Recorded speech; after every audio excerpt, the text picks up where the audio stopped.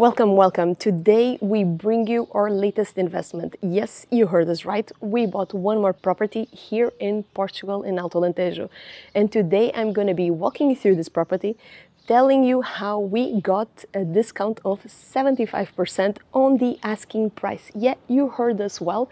We were able to get 75% off this asking price. So stay tuned. Watch until the very end so you get those TBDBs of how we managed to negotiate this discount. This is a property with 100 square meters. Yes, 100 square meters located in a city in Alto Alentejo. So it has a prime location and the price was amazing. We were able to get it for 13,000 euros, 100 square meters in a city center of Alto Alentejo.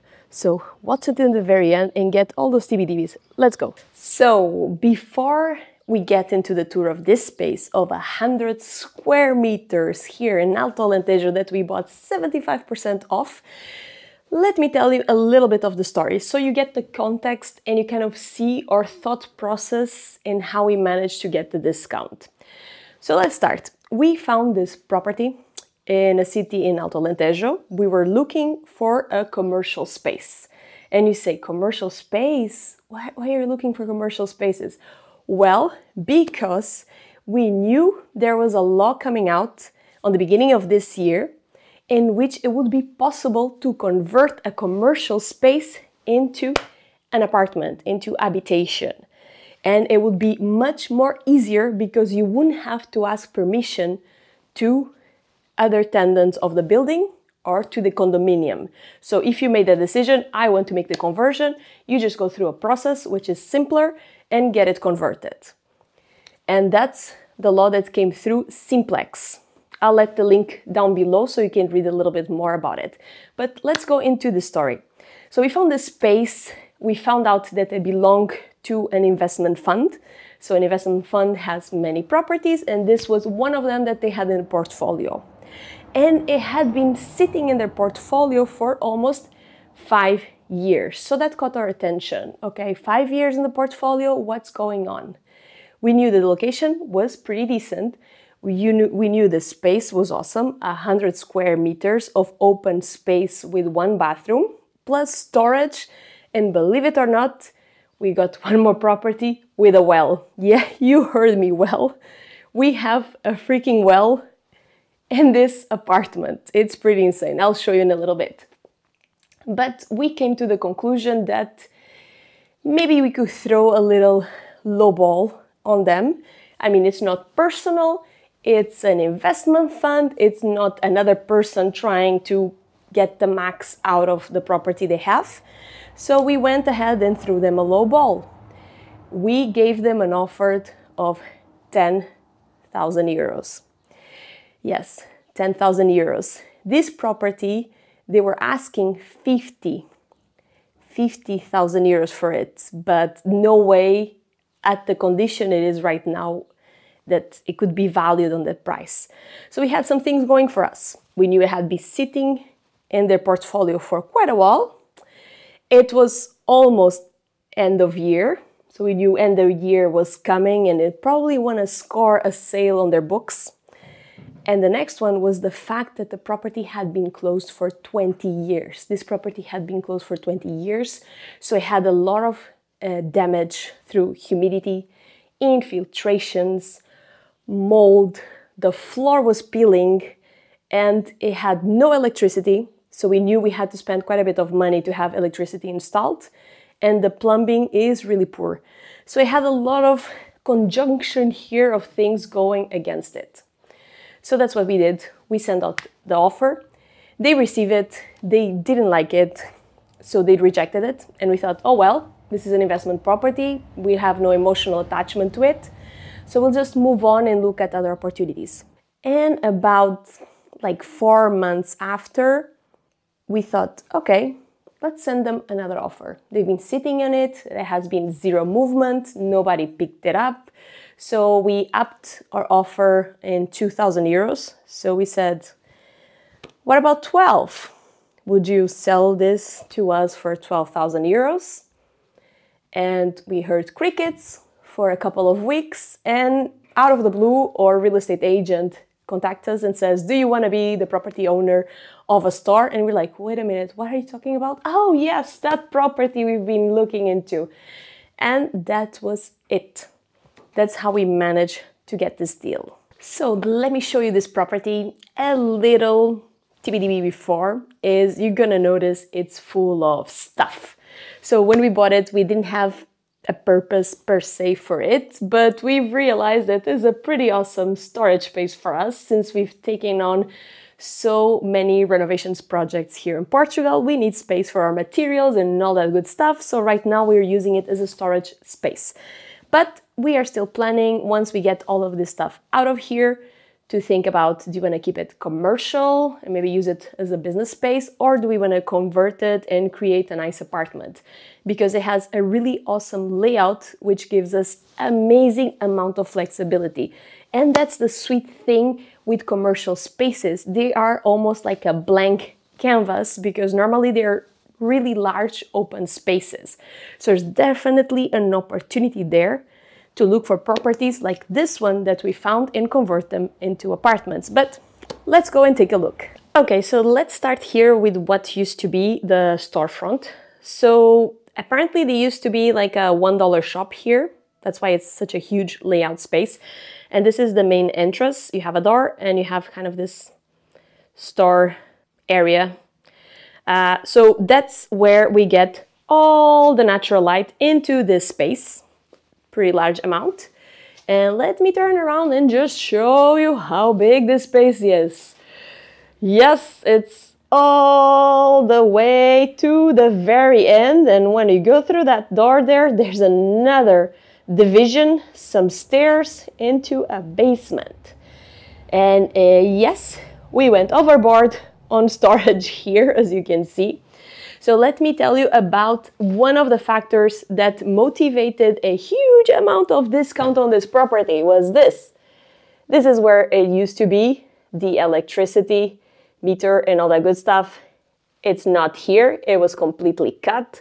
So there has to be some investment, around 3,000 euros, to put it back and put electricity working back again. So this was number one that really drove the price down. We told them, wait a minute, there's no electricity. You know how much money it costs to put this thing here? It needs to be a certified electrician. It needs to have a project. It's a bit hustle. So come on, reduce that price. Next one was stuff like this. It's just peeling off because 20 years closed without any air circulation. Things just start getting wet, moldy, and stuff just starts peeling off, as you can see. So we keep going, and you can see it's a pretty large open space. Look at the sheer volume that you have here. It's like, whoa. And even then, I'm like in the middle of this space, and I get a lot of light. Here on this corner, this is where you have the super tiny toilet. Not ideal, but at least there is a plumbing and there's the place to discharge all the dirty water. So it exists. But this was reason number 3 on how we got a discount on this property, was that fact. So let's keep going through this space and show you the other room we have. So no electricity means I need to bring a little flashlight into the space. This is where it gets really tricky filming without electricity, but basically the light you see is the main open space. Here is followed by a small room, and here I go through some stairs into, crazy thing, oven. Yes, this was used to be oven. Yeah, unbelievable. Little oven, wood oven. I have no idea, exhaustion, I guess. Then you come through it, and this used to be an exit into the terrace. but the owners of the apartment above closed it because it does not belong to this fraction, unfortunately. Next, what we have, dungeon. No, it's not actually a dungeon. It's a lovely extra storage space. Woo, can see it really well. I have no idea why there is a chimney, is it? It looks like a little chimney thingy here. I have no idea which purpose this serves whatsoever. Guess what this is? Yes, this is a freaking well in an apartment that has water. You can see the reflection here of my phone.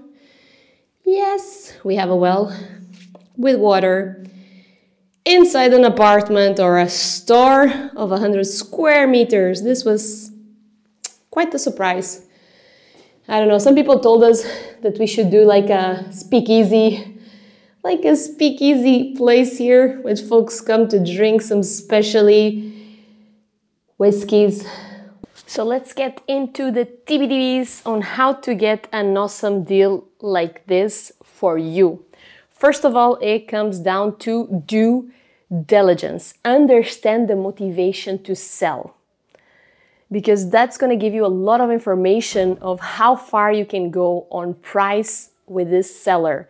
Specifically here, an investment fund, no emotional attachment to the property is a plus. And second, they had this sitting in their books for a really long time, so they wanted to make some quick money and recover some of their investment. The other one is be patient. If you need to walk away, just walk away of it. That's exactly what we did when they didn't accept our first offer. We just walked away, forgot about it for 4 months, and then got back into it with another offer. So if you're patient, if you do due diligence, for sure you're going to be able to find deals like this one. The other one is timing.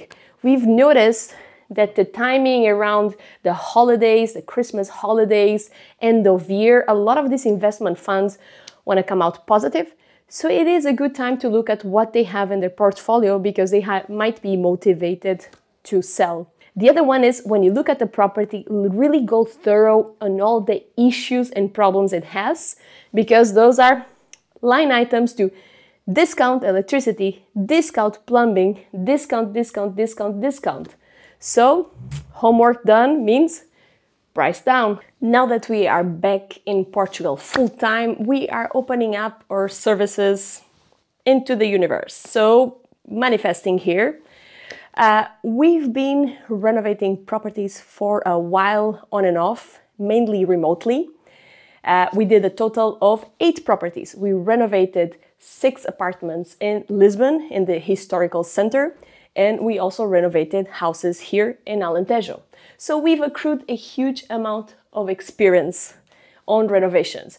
We are both engineers, myself and Antonio, and we have been focusing a lot on doing education on sustainability of buildings, renovation of historical places, and a lot on how to avoid situations on mold and have good air circulation. So we accrued a huge amount of knowledge, and we're putting it out there, opening up our consulting services. We had many requests of consulting services until now, but due to time constraints, we couldn't really commit to it. But now we have availability, we are back in Portugal, and we have time to provide those services.